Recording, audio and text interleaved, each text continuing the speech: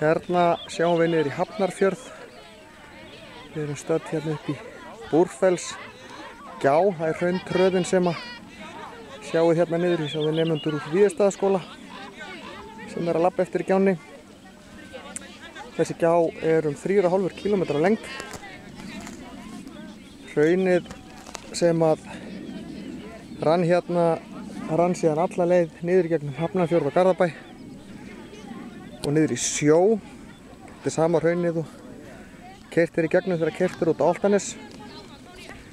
Hér sjáum við upp hrauntröðin og upp í Búrfellið sem er eldstöðin sem að gaus fyrir rúmum 7000 árum.